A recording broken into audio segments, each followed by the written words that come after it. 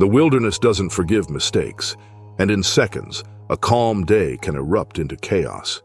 From a lieutenant's terrifying encounter with a grizzly in the frozen Amur valleys to the heart-stopping moment a polar bear lunged at a researcher on Svalbard's icy plains. These stories reveal just how thin the line is between human control and nature's raw, unpredictable power, where survival hangs on split-second decisions.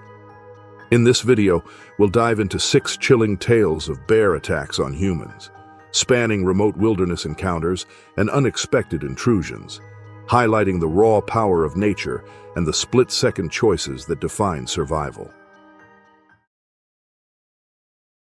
On October 6, 2025, 9 police officers ventured into a remote valley in eastern Russia to investigate reports of illegal hunting, unaware that the wilderness held dangers far beyond human lawbreakers. Snow blanketed the uneven ground, muffling footprints and concealing hollow patches of frozen mud that could betray even the most careful step. The valley walls rose jagged and silent, etched with the gray shadows of leafless birch and conifers bending under early frost. A wind whispered along the ridges, carrying the scent of pine resin and distant earth, sharp enough to sting the lungs through scarves and balaclavas. By evening, the officers had cleared a small hollow where 2 patrol trucks could park, arranging their gear methodically as darkness thickened. One truck was left idling to power heaters and keep the biting cold at bay, its exhaust curling lazily in the icy air. The officers, experienced in winter field work but untested in the full ferocity of the Siberian wilderness, set up camp with a confidence born from routine. They did not realize that the steady hum of the truck would soon become a fatal mask. Tents were anchored to the snow, rifles stacked beside sleeping bags, and supplies scattered in predictable clusters. The warmth of the heaters and the glow of the headlights created a false sense of safety in a place that answered only to instinct and strength. By midnight, the wind had fallen still, and the valley seemed suspended between heartbeats. Lieutenant Anton Sidorov, the most seasoned among them, walked the perimeter twice, listening for the faint sounds of movement, branches snapping or the uneven crunch of snow.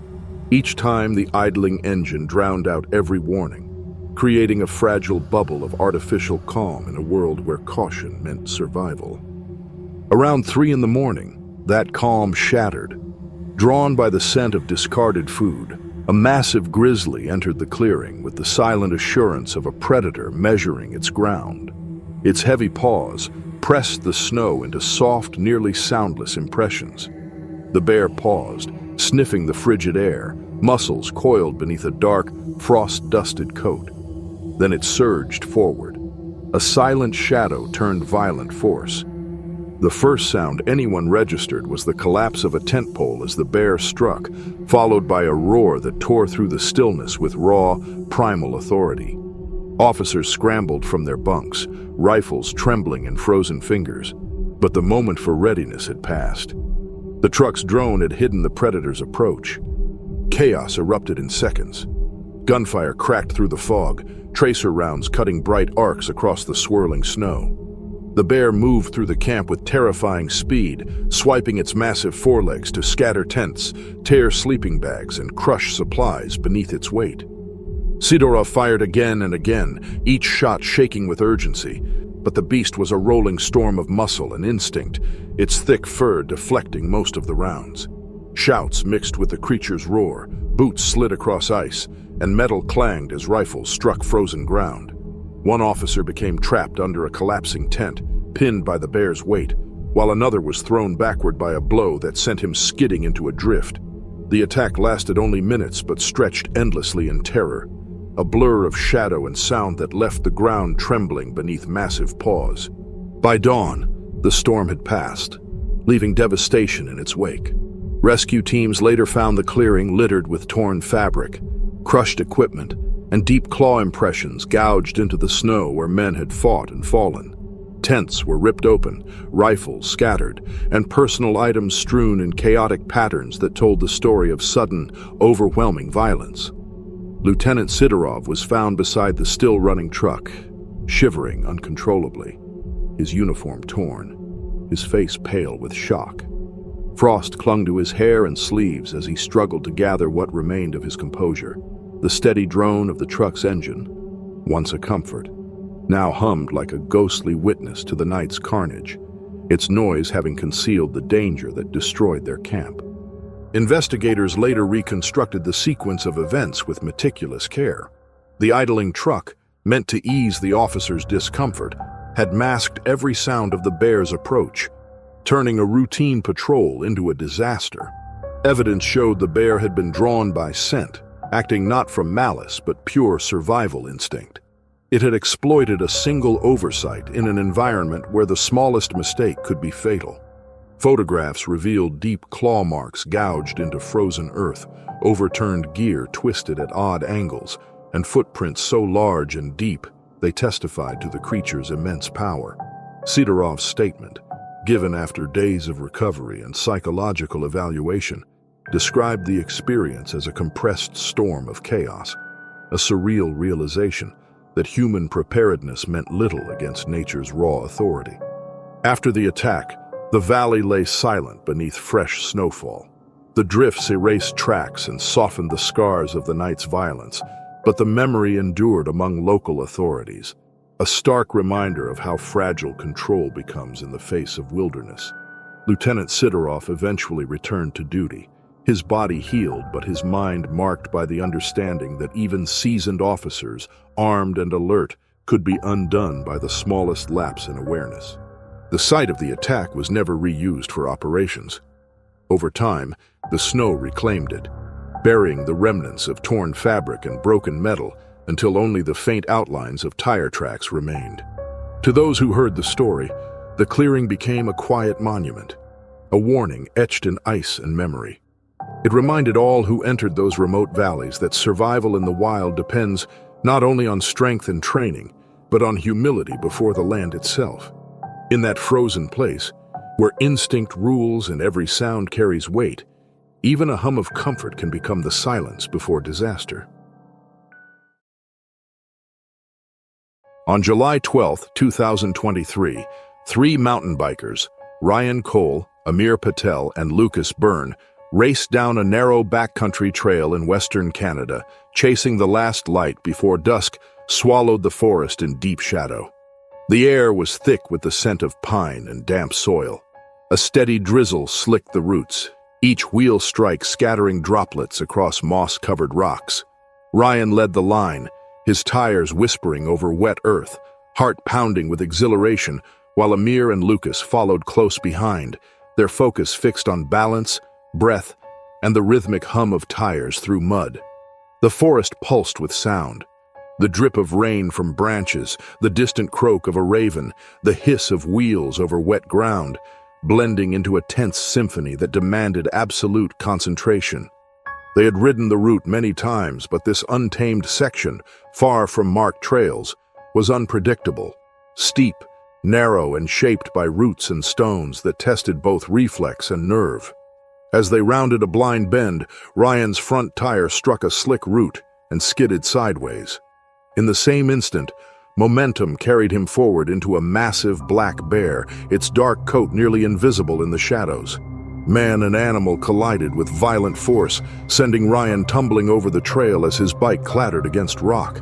The bear roared in alarm, a deep, resonant sound that rolled through the trees like thunder, raw and commanding in its fury.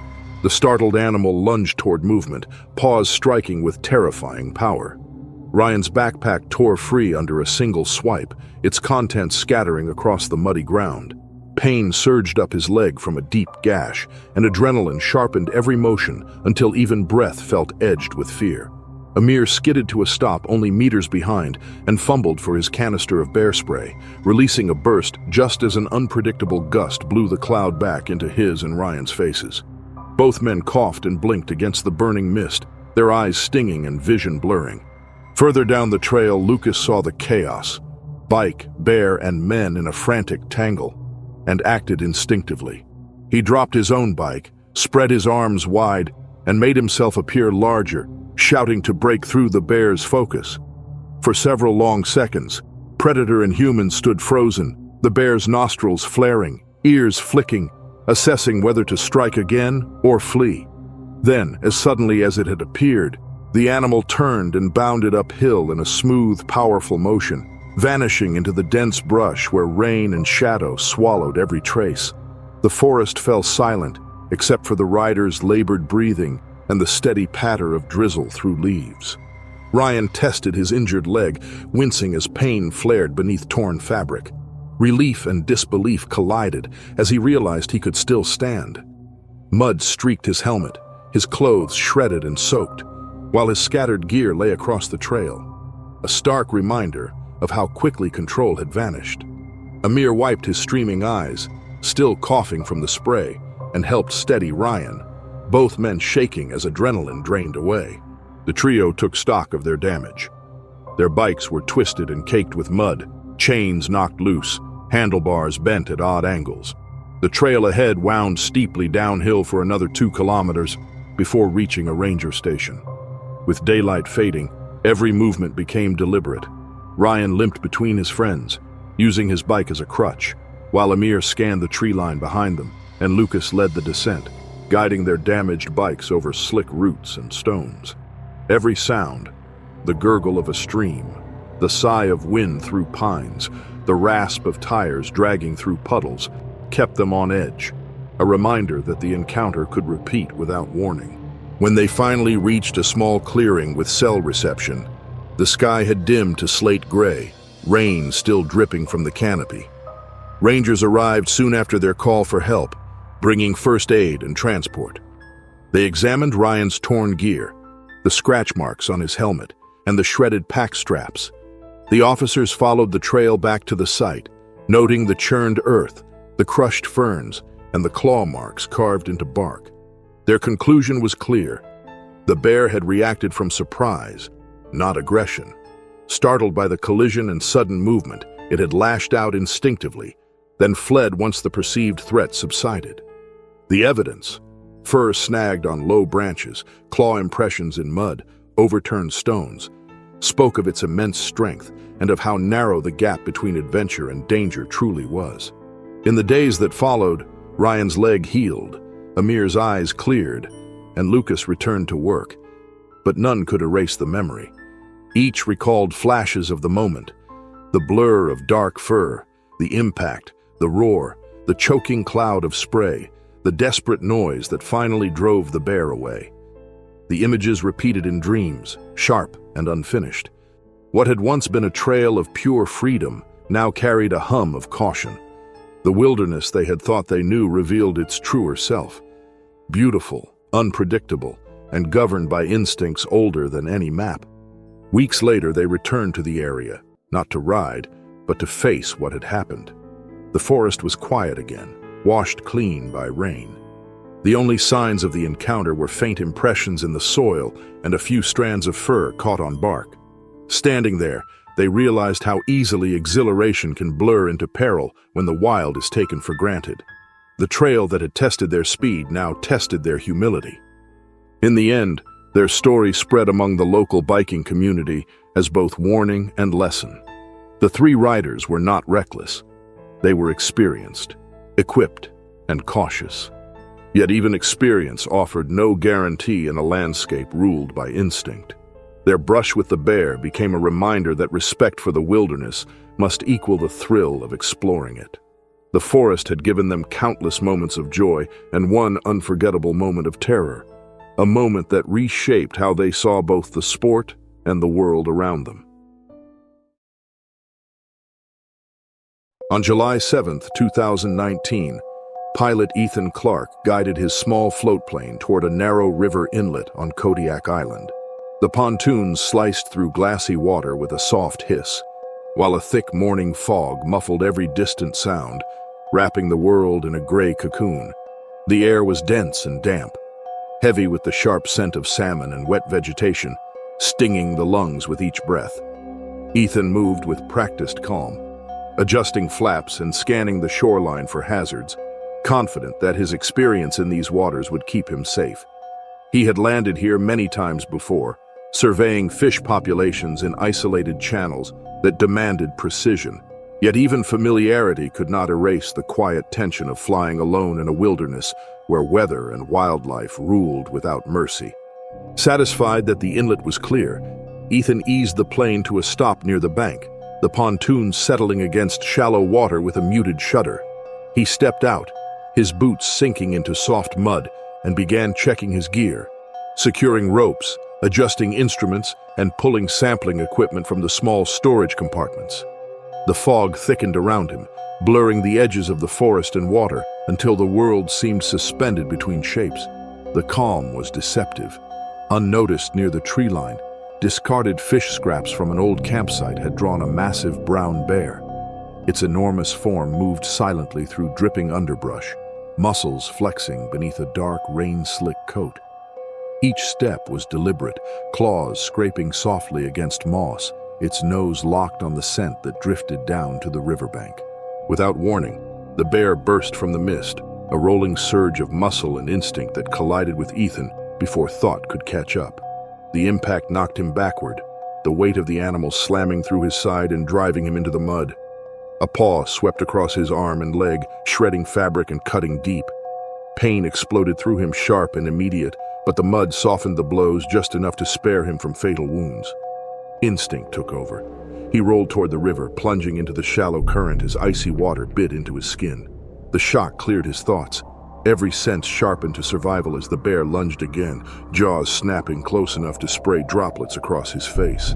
The uneven riverbed became both ally and hazard. Rocks and roots shifted under his boots, threatening to trip him even as they kept the bear from gaining full footing. Desperation overrode fear.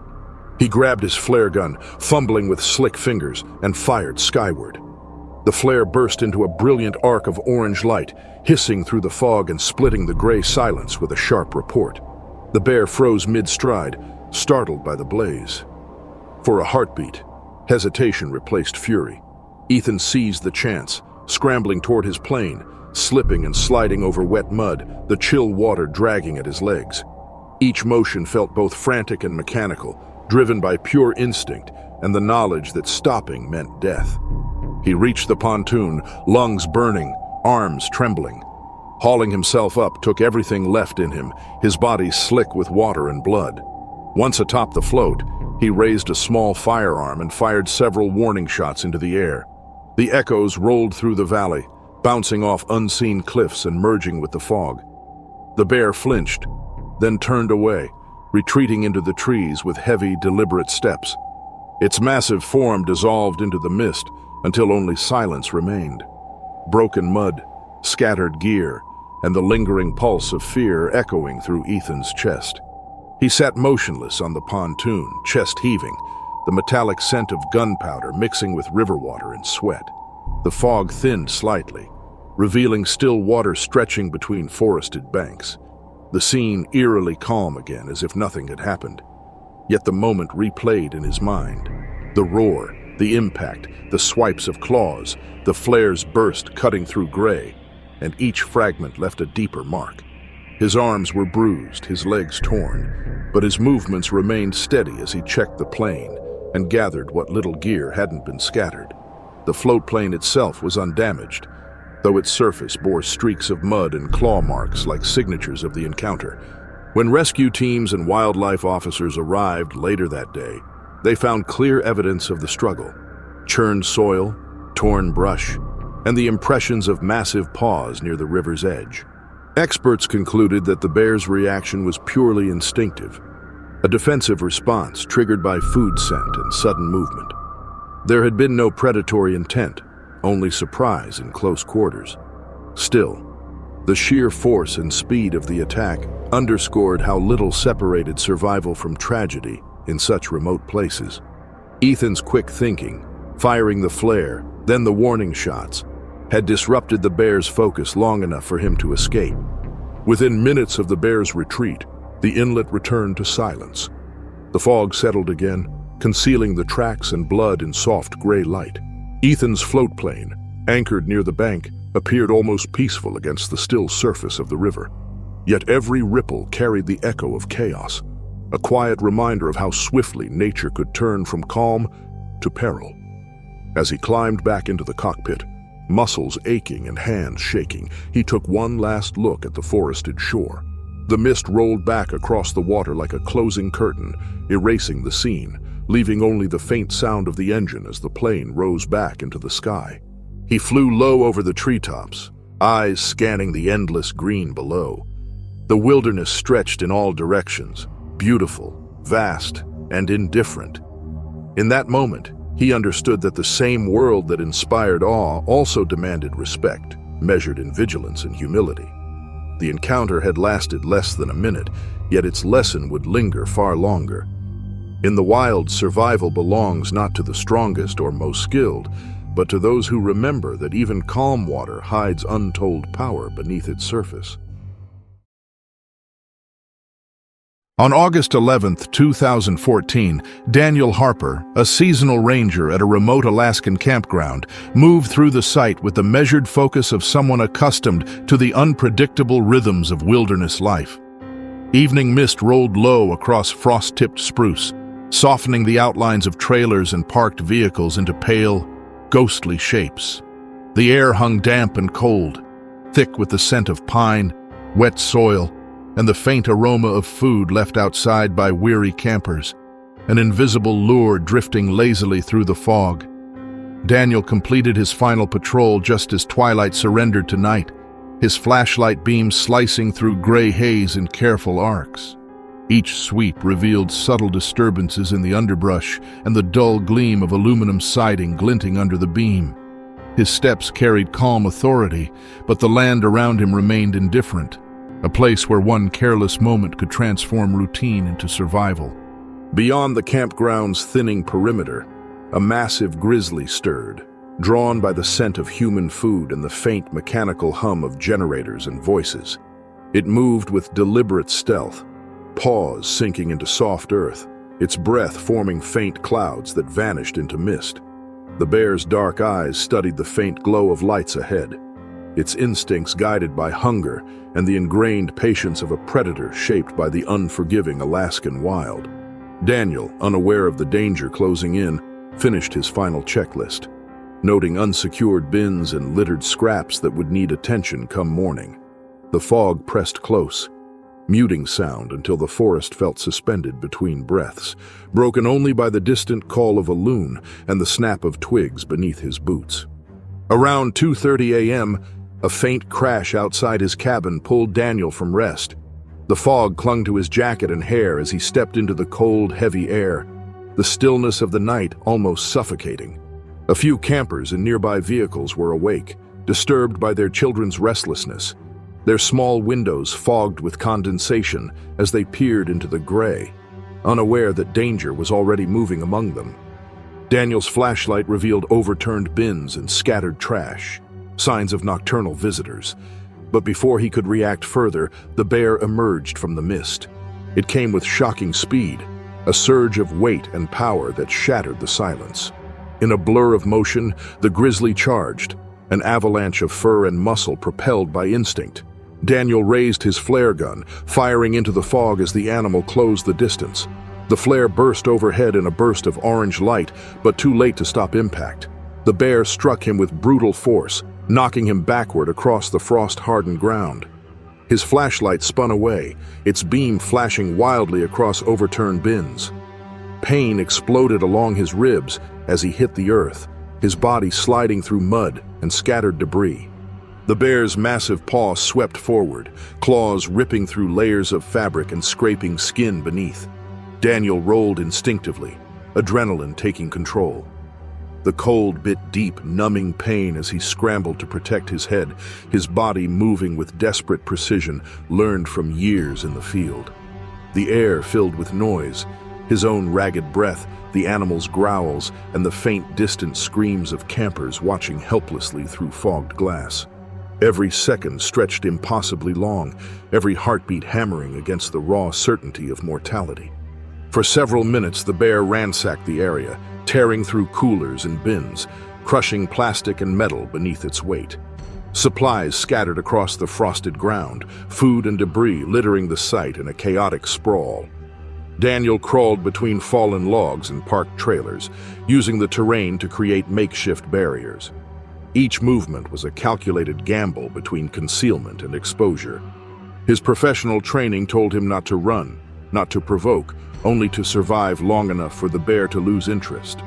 At last, the creature hesitated, its dark outline framed in the pale fog.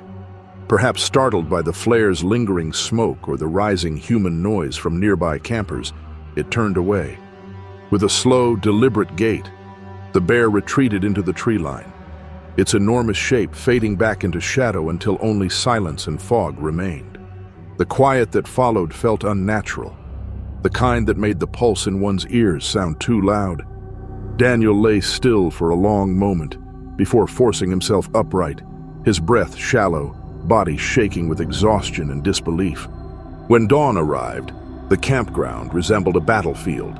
Coolers and cookware lay scattered across frost-dusted soil, bins overturned, and claw marks gouged deep into mud and wood. Campers emerged cautiously, some pale and silent, others tearful or whispering. They described fragments of what they'd seen, flashes of light, the roar, the crash of impact. But the full picture remained disjointed, more nightmare than memory. Daniel sat near a fallen log, bandaged by fellow rangers, his uniform torn and stained, his expression distant but steady. Authorities arrived within hours. Wildlife specialists surveyed the site, photographing claw prints, scattered trash, and trampled vegetation. Their conclusion was clear. The attack stemmed from food left unsecured, a mistake that had drawn a bear acting purely on instinct. There had been no targeted aggression, only survival behavior intensified by proximity and opportunity. The campground's rules changed that same day. All food and waste were ordered into reinforced containers. Campers were briefed on wildlife safety before entry. These regulations were not a punishment, but a hard-won reminder of how little separated comfort from catastrophe in such wild terrain. Daniel's physical wounds healed quickly, but the memory lingered. In the weeks that followed, he replayed each moment with relentless clarity. The burst of the flare, the roar that drowned every thought, the crushing weight driving him into the ground, and the silence that followed after the bear vanished into fog. Sleep brought flickers of the encounter. The orange flash, the cold breath of mist, the thud of impact echoing through memory. For the campers who witnessed the attack, the night became legend, a reminder that no matter how civilized a campsite appears, the wilderness around it remains sovereign, governed by laws far older than human ones. The encounter reshaped how Daniel viewed his work and the fragile boundaries people draw between safety and wildness. That August night, wrapped in fog and fear, became a permanent lesson etched into both the ranger's mind and the history of that quiet, isolated campground. A lesson written not in warning signs or regulations, but in the raw and unforgettable truth that the wilderness never forgets what belongs to it. On March 14, 2025, an Arctic research team worked quietly on the endless ice near a remote polar research site, drilling cores from the frozen expanse beneath a sky that merged seamlessly with the white horizon. A landscape of sharp contrasts and shifting textures where the sun lingered low, brushing faint light across the surface. The air was still and brittle, so calm that every sound, the crunch of boots, the hum of machinery, the faint scrape of metal against ice, carried through the frozen air like an echo. Overnight, temperatures had plunged further, frosting equipment and freezing the motion sensors meant to detect approaching wildlife, leaving the camp unwatched and vulnerable. Dr. Leah Sorensen, leading the small team, examined newly extracted ice cores while her colleagues logged readings and samples, the steady rhythm of their work blending into the quiet hum of generators. Years of training had instilled a sense of safety and control, but the Arctic had a way of exposing how fragile such confidence could be. Beyond the camp's outer markers, unseen in the haze, an apex predator was already moving toward them, guided by the faint scent of human food and oil drifting across the ice. Just after noon, the illusion of calm shattered. Out of the white void emerged a young polar bear, its massive form ghost-like against the horizon. It moved with slow, deliberate precision, nostrils flaring as it traced the invisible trail of scent toward the camp. The bear's thick fur rippled with each step, muscles coiling beneath layers of insulation built for survival in this unforgiving world. Its dark eyes glinted with a mix of curiosity and calculation, an animal driven not by malice, but by hunger, an instinct sharpened by scarcity. The bear's approach was nearly silent, muffled by the snow and wind-packed ice. Within minutes, it reached the camp's perimeter and began to investigate, nudging equipment and containers with unsettling confidence. Then, with a sudden swipe of its paw, it ripped open a crate of supplies. Powdered milk and sealed rations scattered across the ice, a glittering spray of debris that caught the pale light and seemed almost beautiful in its chaos. The team froze, every movement suspended. For a breathless second, no one spoke or moved. Leah reacted first, firing a flare toward the ground in front of the bear. The explosion of red light and heat cut through the gray haze, momentarily outlining the animal's enormous silhouette. The flash startled the predator, but instead of fleeing, it charged. The bear lunged forward with startling speed, striking Leah with a glancing blow to the thigh that sent her sprawling backward across the compacted snow. The impact stole her breath and left a searing ache, the cold intensifying the pain until every nerve burned. Training took over. Her colleagues rushed into action, voices sharp and controlled over the radio as they coordinated an emergency evacuation. 2 researchers lifted Leah onto a snowmobile, while others kept sight of the bear, shouting and waving to create distraction and noise. Engines roared to life, their sound cutting harshly through the Arctic silence. The bear hesitated, unsettled by the sudden flare of activity, then turned and disappeared into the white horizon. Its massive tracks stretched behind it, slowly filling with drifting snow as if erasing the moment. When the danger passed, the camp fell into uneasy quiet. The researchers regrouped, tending to Leah's wound and assessing the damage. Crates lay splintered, food powdered across the snow, small instruments buried or crushed. The organized precision of the camp had been replaced by the stark aftermath of nature's power. Radios buzzed as reports went out to the main base, and a new sense of protocol settled in. Sharper, stricter, less trusting of chance. In the following days, safety measures multiplied. Heated motion sensors replaced frozen ones. Food and waste were locked inside reinforced containers, and double barriers were erected around the camp's perimeter. Every change reflected the same realization. Even in the modern age of technology and planning, humans remained guests in this ancient, merciless environment. The Arctic offered no forgiveness for error, only lessons carved in ice and silence. Weeks later, as the long winter began to wane and sunlight lingered over the ice, the team discovered the bear's tracks preserved near the site, frozen into a shallow ridge, untouched by wind. The impressions were massive and perfectly defined, a physical reminder of the moment when survival had balanced on instinct and timing. The researchers marked the coordinates and photographed the prints, recognizing them as more than data. They were evidence of coexistence, of the delicate boundary between science and the raw wild that surrounded it. Leah recovered quickly from her injuries, though she carried a permanent awareness of that boundary. The memory of the bear's approach, the quiet crunch of ice, the sudden burst of light, the sound of claws raking across metal and snow, remained with her. It was not fear that lingered, but respect. The encounter had reminded her and the entire team that the Arctic was alive, unpredictable, and governed by its own laws, impervious to human routines or expectations. The bear's retreat left the world oddly still, as if the landscape itself had exhaled. The only sounds were the faint hiss of wind sweeping across the snow and the low creak of shifting ice beneath the surface. Around the camp, footprints, overturned containers, and scattered food stood as silent evidence of the encounter. In that eerie calm, the researchers continued their work, slower now, more deliberate, their every movement colored by the knowledge of what had happened. In the months that followed, the story spread quietly among other field stations. A near miss turned into a field safety case study. But for those who had been there, it was more than a procedural reminder. It was a confrontation with the elemental truth of the Arctic, a place that allows no complacency, where even a calm, windless day can conceal a sudden shift from observation to survival. Long after the ice had drifted and the camp relocated, the memory endured.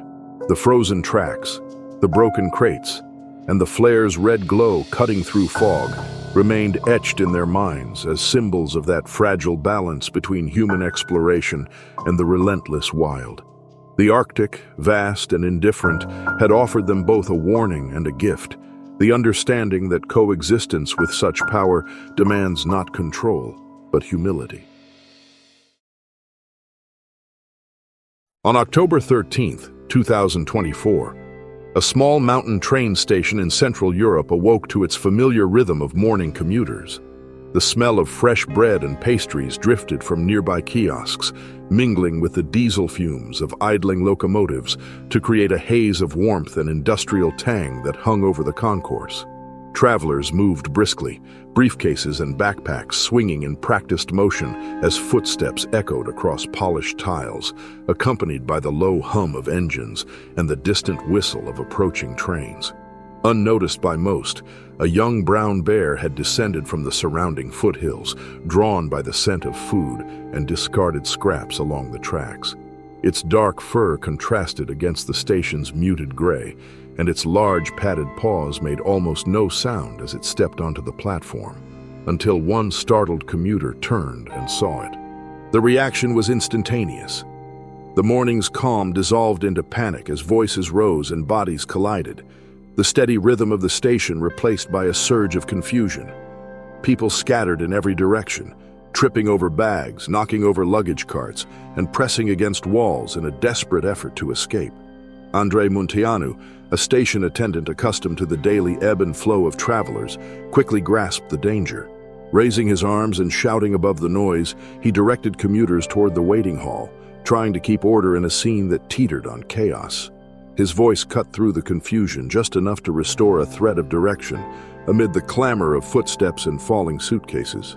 In the rush, an elderly woman stumbled and fell on a scattered bag, sustaining only a minor bruise, a small but tangible mark of the panic spreading through the crowd. Around her, the bear prowled curiously along the platform, overturning a luggage cart and scattering belongings across the tiles.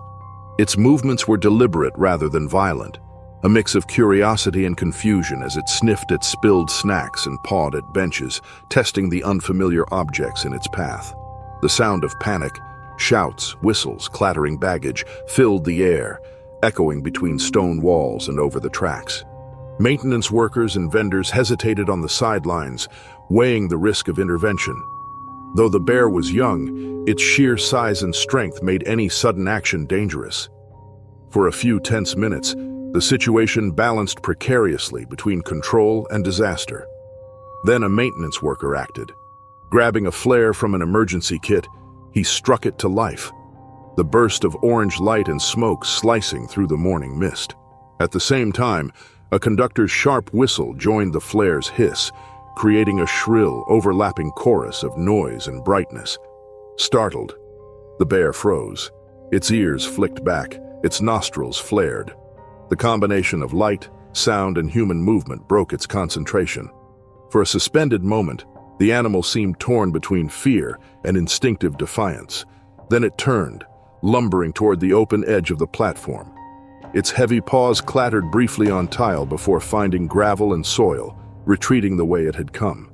The figure disappeared into the trees beyond the station, swallowed by the gray-green line of forest that bordered the town. Silence settled slowly over the platform. The chaos left behind was vivid. Overturned benches, torn paper bags, scattered belongings, and shaken commuters gathering themselves amid the aftermath.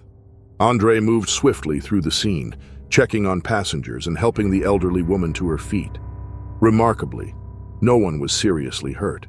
The fear lingered, however, an aftershock of adrenaline that left people trembling even as order was restored. Authorities arrived within minutes, cordoning off the affected area while inspecting the site and collecting witness accounts. Cleanup crews began sweeping debris while wildlife officers traced the bear's route from the forest's edge to the tracks. Within hours, safety measures were reinforced. Waste bins were sealed, signage updated, and new procedures drafted for food disposal around the station perimeter. These actions reflected an immediate understanding that such encounters, though rare, were becoming more frequent where human activity pressed against wildlife corridors. Local news outlets soon reported the story, describing both the panic and the strange awe it inspired. Witnesses recalled the bear's dark, glossy coat, its surprising agility, and the immense strength behind each casual movement. Experts explained that the bear had likely been drawn not by aggression, but by hunger and familiarity with human food sources. In regions bordering dense forest, even a single open bin or unattended meal could attract animals used to foraging near settlements. Over the following weeks, station management and wildlife officials studied security footage and patrol logs, mapping the animal's route.